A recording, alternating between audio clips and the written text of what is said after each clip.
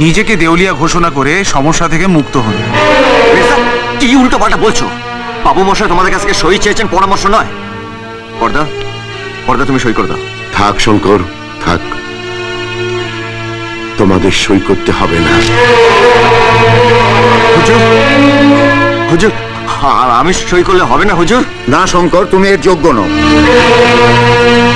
বাবু মশাই, আপনি আমাকে কেন যোগ্য করে তোলেননি? পর্দার মেজদার মতন আমাকে কেন লেখাপড়া শেখাননি বাবু মশাই? শঙ্কর, শঙ্কর, আমি ভালোই করেছি। আজ যদি তোকে ওদের মতো লেখাপড়া শেখাতাম না, তাহলে আজ আজ তুইও ওদের মতো আমার সঙ্গে ব্যবহার করতিস। দীপক বাবু, পেনটা দিন।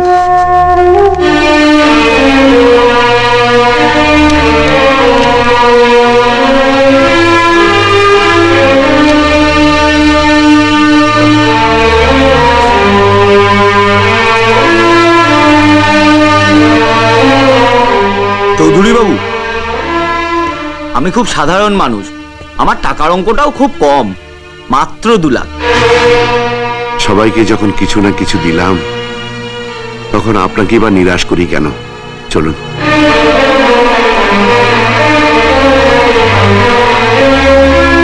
হ্যাঁ, চাবিটা দে।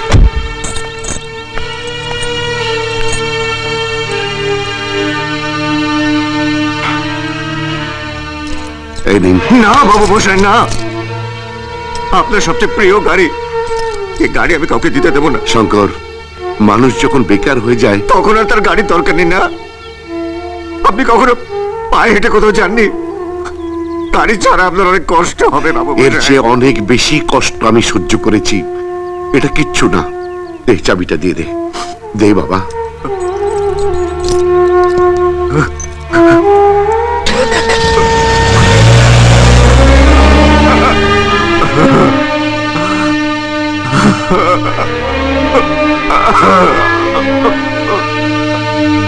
শঙ্কর, শঙ্কর, চুপ কর, চুপ কর।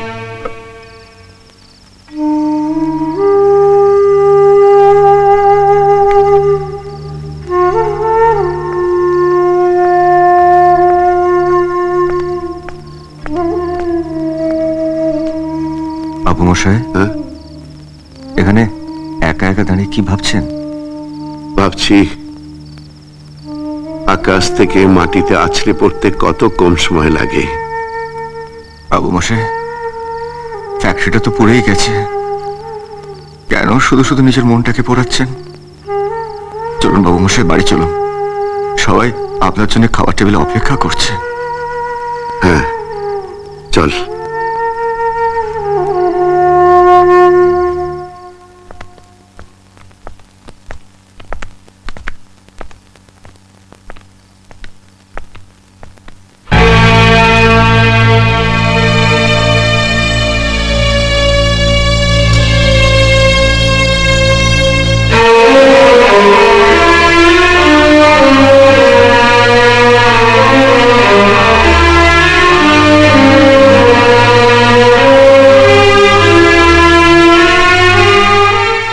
এমন একটা দিনও গেছে বাবা যখন আমরা আপনাকে ছাড়া খেয়েছি? বাবা, সূর্য কোনো দিন পশ্চিম দিকে ওঠে না। আর উঠবেও না, চিরন্তন সত্য। শঙ্কর, শঙ্কর, আমার খিদে নেই।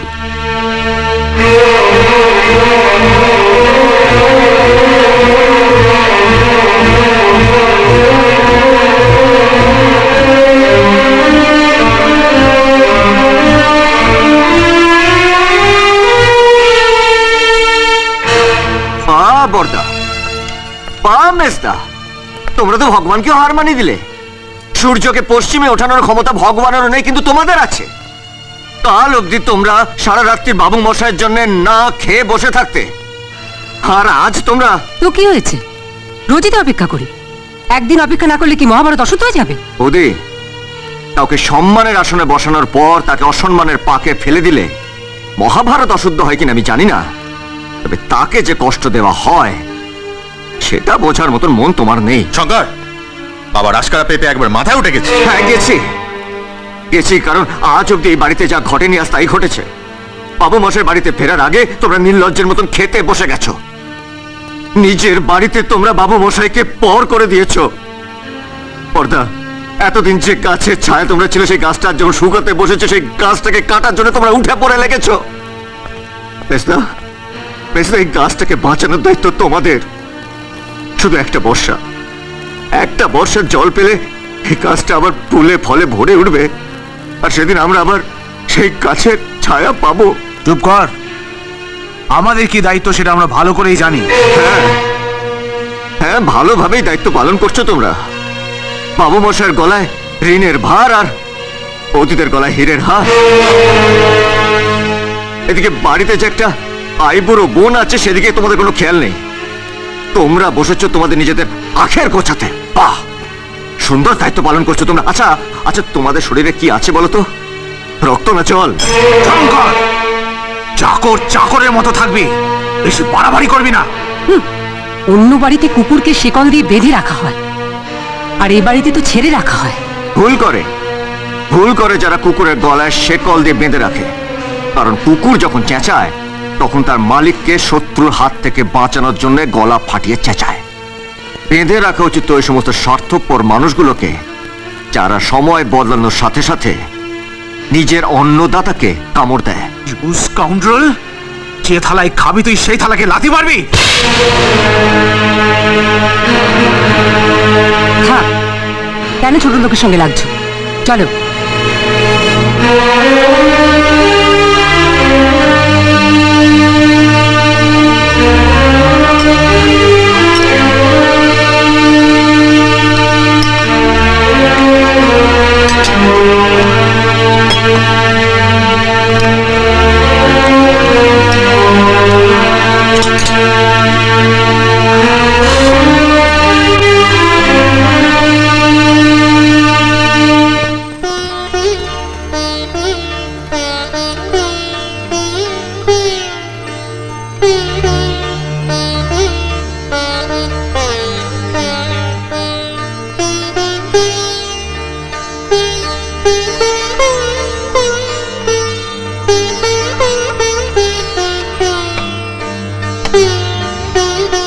বাবু মশাই, খেয়ে নিন। না রে, খিদে নেই।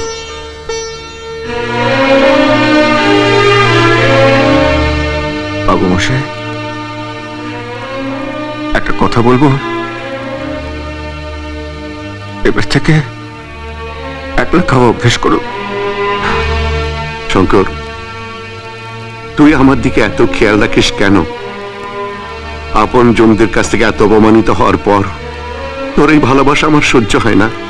তুই তুই এখান থেকে চলে যা শঙ্কর।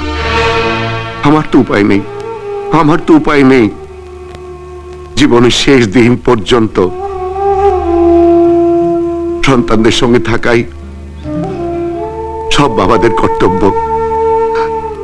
জানিস শঙ্কর, নদীতে যখন বান আসে না, তখন নদীর পাড়ে সবচেয়ে বড় গাছটা আগে পড়ে যায়, আর গাছের উপরে যেসব পাখিগুলো থাকে সব উড়ে যায়।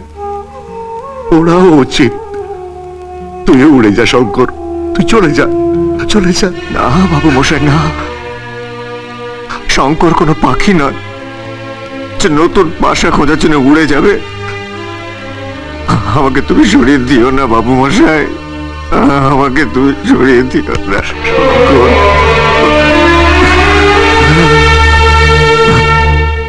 যাক, নিমন্ত্রিতদের লিস্ট তৈরি হয়ে গেছে। দিদি ভাই, নির্মলা আর ওর বাড়ির লোকেদের কথা ভুলো না জানো। ওদের কখনো বলতে পারি? নিজের জন্মদিনে পার্টিতে অনেক রং দেখিয়েছে, আমিও দেখিয়ে দিতে চাই। রঙের বাহারে আমিও কারো চাইতে কম নই। এমনিতে লিস্টে 250 জন হয়েছে। বৌদি, আমার কিন্তু 10 থেকে 15 জন লোক বেশি হতে পারে। কোনো অসুবিধে নেই। কি ব্যাপার? কিসের এত প্রস্তুতি চলছে? মধুর জন্মদিনের পার্টির বাবা। বার্থডে পার্টি হচ্ছে? এই সময় পার্টি না করলে কি নয়?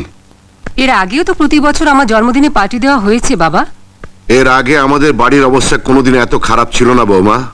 তুমি তো এই বাড়ির বড় বউ, তোমার তো অজানা কিচ্ছু নেই। আমাদের অবস্থা এখন এমন নয় যে ফালতু পয়সা খরচা করি। আমার তো মনে হয় এইসব ফালতু খরচ এখন বন্ধ করা উচিত। আপনি ভাববেন না বাবা, এবার পার্টির সমস্ত খরচ খরচা আমরাই করব। জানি টাকা তোমরা খরচা করবে, কিন্তু আমি যাদের কাছে ঋণ নিয়েছি তারা বুঝবে না। তারা ভাববে আমি তাদের টাকা দিচ্ছি না, অথচ বাড়িতে ফুর্তি করছি। পাওনাদারদের ভয়ে কাল থেকে আপনি হয়তো বলবেন খাওয়া দাওয়া বন্ধ কর, ভিখিরির মতো। আমি এভাবে থাকতে পারবো না বাবা। আপনি তো জানেন আমি কোন বাড়ির মেয়ে। হ্যাঁ জানি, জানি বৌমা, তুমি অনেক বড় বাড়ির মেয়ে, কিন্তু তোমার এখন একটাই পরিচয়, তুমি এই বাড়ির বউ। যাকে আমার তো মনে হয় মানুষের ক্ষমতা বুঝি পা বাড়ানো উচিত। তাকেই তোমাদের ইচ্ছে।